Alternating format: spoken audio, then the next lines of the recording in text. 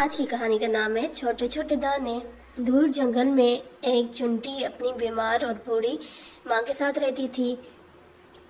جب اس کی ماں صحت مند تھی تو وہ اپنی ننھی کے لیے مزیدار دانے لے کے آتی تھی۔ پھر آہستہ آہستہ وہ بیمار رہنے لگی اور بوڑھی ہوگی تو ساری ذمہ داری ننھی پر آ گئی۔ اب ننھی کو ہی دانے لانے تھے۔ اس کی ماں نے ننھی کو سمجھایا تھا کہ برسات آنے سے پہلے پہلے سارے دانے اکٹھے کرنے ہیں تاکہ سردیوں میں ہم آرام سے رہ سکیں، خوراک بھی آسانی سے ملتی رہے۔ ننھی نے پہلے دن بہت محنت کی اور کچھ دانے لے کر آئی اور پھر کہا، آج کے بعد میں نہیں جاؤں گی، مجھ سے نہیں ہوتا یہ دانے لانے والا کام، میں اب یہ نہیں کر سکتی، آج میرا آخری دن ہے، آج کے بعد میں نہیں جاؤں گی۔ اس کی ماں نے فکر مندی سے کہا کہ ننھی، اس سے ہمارا کیا ہوگا، اس سے تمہارا پیٹ نہیں بھرے گا، اور سردیوں کے دنوں میں آپ کو پتہ ہے کہ خوراک نہ ہونے کے برابر ہوتی ہے، تو پھر اپنا ہم پیٹ کیسے بھریں گے؟ ننھی نے کہا، یہ بہت مشکل کام ہے، میں صرف چند دانے ہی لا سکتی ہوں، اس سے زیادہ یہ نہیں۔ یہ کہہ کر ننھی سو گئی۔ اگلے دن ننھی اٹھی اور دوبارہ خوراک کی تلاش میں نکل گئی اور سوچنے لگی کہ آج میں بڑے بڑے دانے جمع کر کے اپنے گھر لے کے آؤں گی۔ ابھی وہ تھوڑی دور ہی کی تھی کہ اسے ایک درخت کے پاس بہت ساری چنٹیاں نظر آئی۔ ننھی بھی اس طرف چل پڑی۔ قریب جا کر دیکھا تو درخت کے پاس روٹی کے بہت سارے ٹکڑے پڑے تھے۔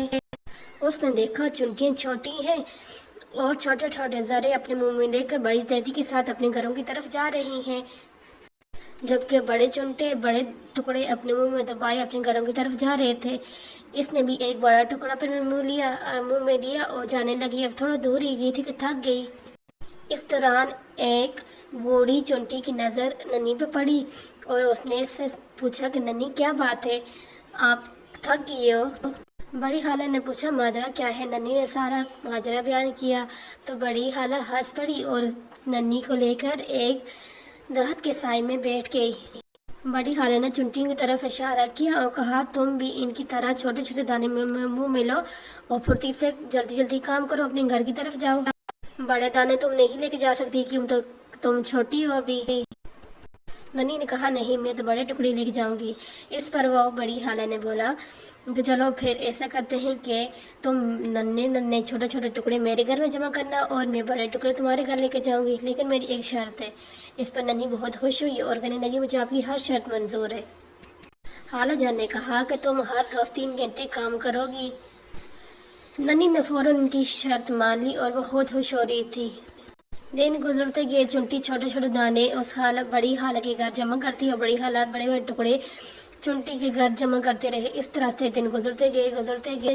ننھی کی ماں خالہ جان سے بہت زیادہ خوش تھی کہ چلو خوراک جمع کرنے میں وہ ہماری مدد کر رہی ہے۔ ننھی مسلسل کام کرتی رہتی اور اگر تھوڑا سا بھی آرام کرنے کے لیے بیٹھتی تو خالہ جان بہت فوراً تاکید کرتی اور کام پر لگا دیتے۔ اس طرح کچھ دنوں بعد وہ بوڑھی جو چنٹی تھی اس نے ننھی سے کہا کہ ننھی، اب دانے جمع کرنا بند کر دو۔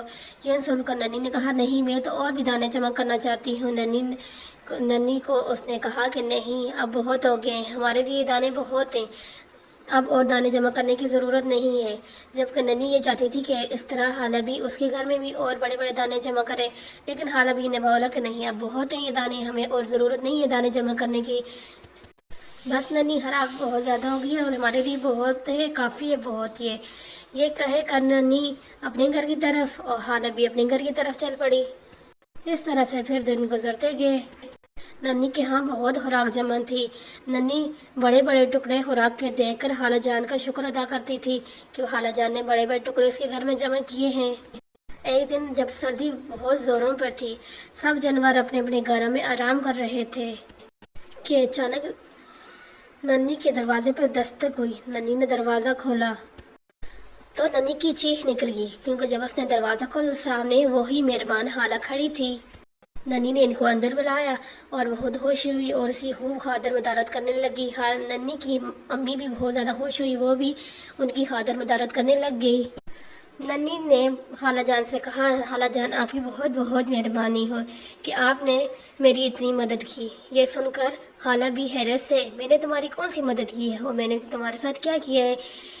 ننھی نے کہا کہ آپ نے میرے گھر میں اتنے بڑے بڑے ٹکڑے خوراک کے جمع کیے ہیں، میں آپ کی بہت زیادہ شکر گزار ہوں کہ آپ نے میرے لیے اتنی خوراک جمع کی ہے۔ یہ سن کر حالہ بھی کہلگا کر ہنسنے لگی اور کہنے لگی کہ شکریہ تو مجھے تمہارا ادا کرنا چاہیے کہ تم نے میرے اسٹور میں جو خوراک بھری ہے وہ تمہارے اس گھر میں جو بڑے بڑے ٹکڑے ہیں ان سے زیادہ ہے۔ یہ سن کر ننھی کہنے کہ نہیں، کہاں وہ چھوٹے چھوٹے ذرات اور کہاں اتنے بڑے بڑے یہ ٹکڑے، نہیں، آپ نے جو بڑے بڑے ٹکڑے میرے گھر میں جمع کیے ہیں یہ زیادہ ہیں۔ یہ سن کر حالہ بھی نے ننھی کی امی سے اجازت لی اور کہا ننھی کو میں اپنے ساتھ لے کے جانا چاہتی ہوں۔ ننھی کی امی نے اجازت دی اور وہ حالہ بھی کے گھر کی طرف چل پڑے دونوں۔ حالہ بھی نے کہا خود دیکھو گی تو تمہیں پتہ چلے گا کہ وہ جو بڑے بڑے ٹکڑے میں نے تمہارے گھر میں جمع کیے ہیں وہ زیادہ ہیں یا جو تم نے چھوٹے چھوٹے ذرات میرے گھر میں جمع کیے تھے وہ زیادہ ہیں۔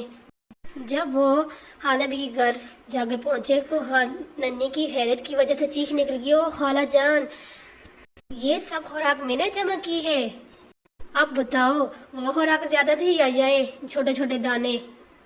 خالہ جان نے مسکراتے ہوئے پوچھا۔ ننھی نے زور سے نفی میں اپنا سر ہلایا، نہیں، میں اتنی خوراک جمع نہیں کر سکتی۔ تم نے کام کے دوران ایک لمحہ بھی آرام نہیں کیا اور باقاعدگی سے اپنا کام کرتی رہی ہو، یہ اس کا کمال ہے، یاد رکھنا۔ محنت اور باقاعدگی سے کام کرنے سے ہی ہمیں کامیابی ملتی ہے، اتنی بڑی کامیابی کہ تم حیران ہو جاؤ گی، جیسے کہ اب تم دیکھ کر حیران ہو رہی ہو۔ پھر حالہ بھی نے ننھی کو اس ڈھیر میں سے کچھ خوراک اور دی، وہی ننھے اور چھوٹے چھوٹے خوراک جو ننھی نے اس بڑھیا کے گھر میں جمع کی تھی اس میں سے لے کر اپنے گھر کی طرف چل پڑی۔ اس سے ہمیں یہ سبق ملتا ہے کہ چھوٹا چھوٹا کام بھی اگر ہمیں آتا ہے وہ کرتے رہیں تو ایک دن ہم ضرور کامیاب ہوں گے۔ اس لیے کسی کام کو بھی چھوٹا نہیں سمجھنا چاہیے، محنت کرتے رہنا چاہیے، اللہ تعالیٰ ہمیں کامیاب کرے گا۔